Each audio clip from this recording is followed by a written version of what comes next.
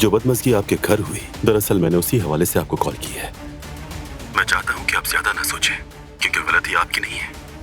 अगर ये कहूँ कि गलती मेरी है, ये गलत नहीं होगा। असल में आप माजरत ना करें, मैं नहीं चाहती थी कि ऐसा कुछ हो। काश कि ये नाखुशगवार वाकया ना होता। मुझे वाकई बहुत अफसोस है। ख्याल रखिए अपना। तुमने उससे कहा कि आप माजरत ना करें। मैं नहीं चाहती थी कि ये सब हो। तो क्या कहती मैं? ये कहती कि सब कुछ मेरी मर्जी से हुआ है। मेरे शौहर ने मेरे बॉस को थप्पड़ मार दिया और उसने मेरी प्रोफेशनल लाइफ की धज्जियां उड़ा दी। सोच समझ कर बात करो दिलान। मैं सड़क पे घूमता कोई आवारा गुंडा नहीं जो हमेशा मरने मारने पर तुला हो। मैं भी तो यही कह रही हूँ तुमसे कि तुम्हें वो सब नहीं करना चाहिए था। अगर मैं वक्त पर ना आता तो वो आदमी न जाने और क्या क्या बकवास करता।